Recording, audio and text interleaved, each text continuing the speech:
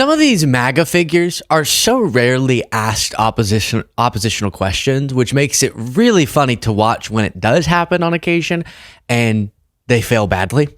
That's what I have for you here in the form of Republican Congresswoman Lauren Boebert. Before playing the clip, this is on Piers Morgan. For context, as we've been covering a lot, and it's particularly relevant because I'll go on Piers Morgan's show relatively frequently. It's this really aggravating phenomenon, which is why I call it out so often, where he seems to be abandoning most of his principles just to be like any other Fox News host or something, or any other right-wing political figure. It's getting less and less substantive and more overt pro-Trump messaging that doesn't seem to be as authentic as it should be. But luckily here, in an interview with Lauren Boebert, he did ask one question and went back and forth with her on the issue of Russia invading Ukraine. And as we've talked a lot about, MAGA has this incomprehensible hatred for Ukraine. It's not just a difference in policy positions or how much money can we afford to send. It's just an opposition, as if they're rooting against Ukraine. Very, very weird. And you'll see that come out here from Lauren Boebert. And while Piers seemingly has abandoned so many principles, one that at least he still holds is that Russia invading Ukraine is bad, and that maybe supporting Ukraine would be a good thing. So there was a bunch of minutes, I won't even put you through, of a softball interview. And then finally, Piers got to this with Lauren Boebert. While you watch, please do click the subscribe button if you appreciate this show. Easy and free and simple, but helps to keep it growing. Okay, let's find something where I disagree with you passionately about to end on, because it's all been way too chummy so far. We're starting to be friends here. We better fix this. Let's not get ahead of ourselves. I know it's Christmas. So we've got the inauguration coming. President Zelensky from Ukraine is apparently going to attend. You were, along with Matt Gaetz, two of the Congress people who refused to stand or applaud when Zelensky addressed Congress. Would you have applauded or stood up for Vladimir Putin if he'd been speaking? So I do believe that I did stand when he entered, but there were many things that he said that I absolutely did not stand for. On the contrary, there have been things that I've stood and applauded Joe Biden for. And so it just depends on the topic there. But was I going to jump up and down for joy as Zelensky is walking into the United States House of Representatives in a sweatshirt and just awaiting for his next check to be signed by Joe Biden? We've sent over $200 billion, or right around $200 billion, and Joe Biden is still wanting to send more money to Ukraine with no plan to end this war, with no end in sight until President Trump won this election.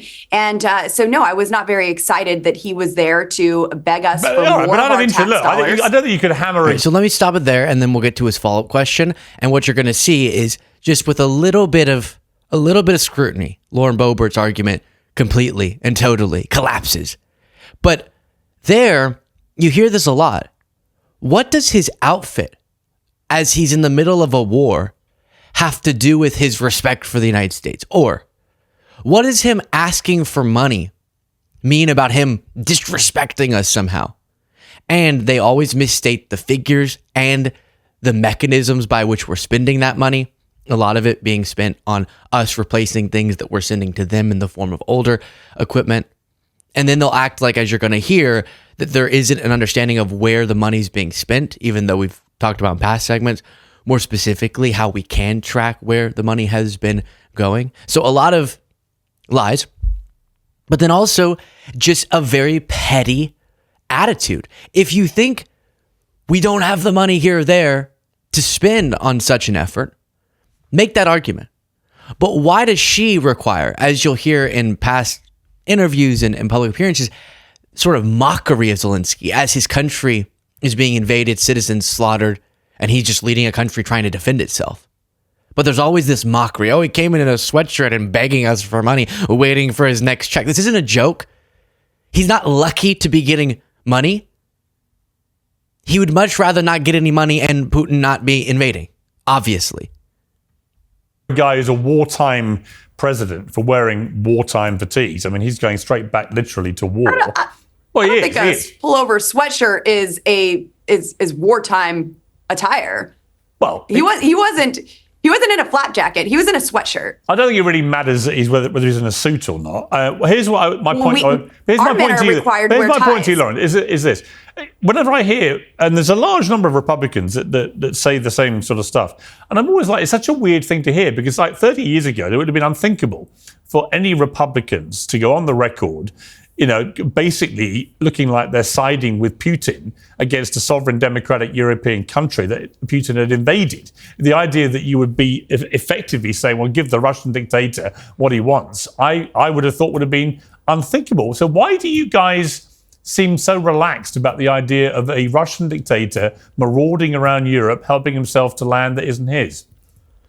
Well, Putin's asking us for a heck of a lot less money than Zelensky is. And what price it's really freedom? not siding. What price freedom? What about our freedom here? That has been my number one argument. All right, now let's just keep doing this one chunk at a time. Otherwise, we'll miss some of his talking points.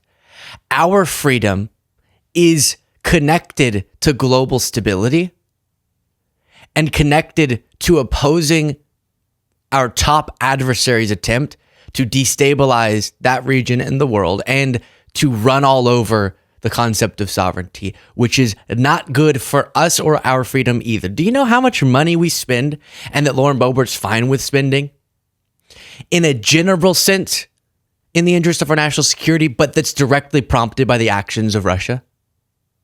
A bunch. A lot of our preparations, a lot of our intelligence efforts, a lot of our military preparations have to do with our opposition to Russia. And when that comes in the form of just investments in the Pentagon, Lauren Boebert usually doesn't have a problem with it. But when there's a much more direct cause where we don't have to put our lives at risk, and it's just us sending money or sending old equipment and then replacing our own equipment to an ally who's defending themselves, who's the victim in the situation, now she has a problem. The trillions and trillions of the last few years for the same cause but less directly, fine. But a few billion now very directly, she's opposed to. Why? I genuinely think for someone like her, it mostly comes down to obviously this being the MAGA party line. But where did that come from? I think it's because Biden's been so pro-Ukrainian. So they have to oppose everything that Biden does. All of a sudden they're rooting on Putin, and there's the ideological alignment with the authoritarianism, I guess, there, or how he also does this, I'm against the equivalent of woke, and they love that as well. And then she said one other thing. Let me go back a little bit just so we can remember exactly what she said. Marauding around Europe, helping himself to land that isn't his. Well, Putin's asking us for a heck of a lot less money than Zelensky. And that's the part. What are you talking about? Putin's asking us for less money? Why do you what do you think caused the situation where we had to spend the money? Putin's asking us for money in the sense that he's the one creating this war. They act like they're anti-war because they want Ukraine to not be able to defend themselves and get destroyed. That's anti-war to them. But it's not anti-war to oppose the person who started the war. Huh? And what do they think is going to happen if we stop supporting Ukraine? Let's say we also go with the Trump plan to hand over all the occupied territories currently to Russia. Let's say they now hold on to 20%. I think that's what they occupy. And then they say, that's great with us. We're going to stop now. Do you think that's it? Putin constantly talking about wanting to take over all of Ukraine. You think once he is given what he wants now, he's going to stop there or keep going for more eventually? Obviously more. So all you want to do is kick the can down the road so that a non-Trump person is president and he can be the one who got peace, but setting up more war. Continuing. He is. And what price it's really freedom? not siding. What price freedom? What about our freedom here? That has been my number one argument. America first. We have our own invasion taking place now, not only at the southern border and the northern border, but also in That's a different our issue. You can do two things at once. You're the United States. No, absolutely not. If we do not secure our country, there will not be an America to stand for our allies. I've even but I don't disagree with you about that. Hang on. On that, I agree with you about the southern border, but that's nothing to do with Ukraine. I'm just it has everything to do with it. I'm just curious why you would be so relaxed about Putin possibly winning that war. Why would you not want to repel him with every fiber of your being? When this first started, I was in support of us helping Ukraine. But then when I saw that there was no accountability for Then when I saw my social media responses and my wacky online supporters hating Ukraine because Putin is the true hero of the right wing, I went, oh, wait, my principles changed.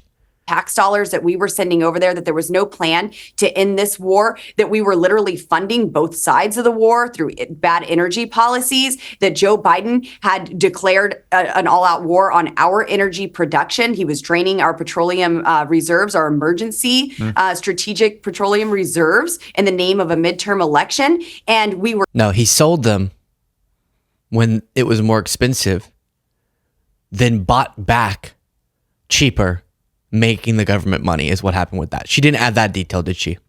We're continuing to just shell out billions and billions of dollars to Ukraine without taking care of our people who were unable to afford groceries or fuel, and were encountering this invasion at our southern border. Every state has become a border state. Colorado has been negatively impacted. Yeah, so she's kind of just flailing now, a bunch of right-wing talking points. It's crazy Piers lets her go on that long saying a bunch of ridiculous nonsense. But see, this is the issue.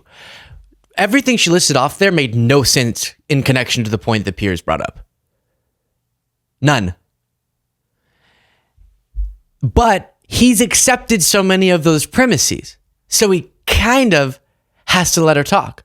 One of them being that Biden declared war on U.S. energy production. I'm sure Piers has nodded along to such a point. Yeah, you're right. No, wait. So let's accept that premise for a second. It's completely wrong. I'll remind you of that. But let's say Biden had an energy policy you didn't like. That then means we don't support Ukraine. I don't even know the connection there. But we're not funding both sides of the war. We're more energy independent now than ever before, including under Trump. They'll dispute that because it's not what they feel, but if you look into the facts, it's true. And we're, hitting one energy production record after another. So clearly that's not the thing that's stopping us. I was remembering as well when she says we can't support our allies until we secure our border. And I remember them saying that. And so then Democrats put together that bill. So this was back with an aid package, foreign aid. It was going to be brought up, and MAGA said, no, we won't do anything until there's a border security bill. They made a border security bill and went, And then they went, no, we're not going to pass anything on the border because then Trump won't have something good to run on. Wait, but you're the one who said we needed to do that. Hey, are you lying to us? So shocking. So that talking point also makes absolutely no sense. And it's all logically substanceless, logically completely baffling. But a lot of people will hear her saying that and it'll feel nice. Yeah, something about the border and energy production means let Ukraine be taken over. I don't know. Sad stuff. I guess some credit, kind of, not really. He didn't do a great job, but to Piers, and you can see that Lauren Boebert was pushed into a situation where she's just flailing, throwing out random talking points. Let me know your thoughts in the comments. Support the show. Get the members-only bonus show by clicking that join button below.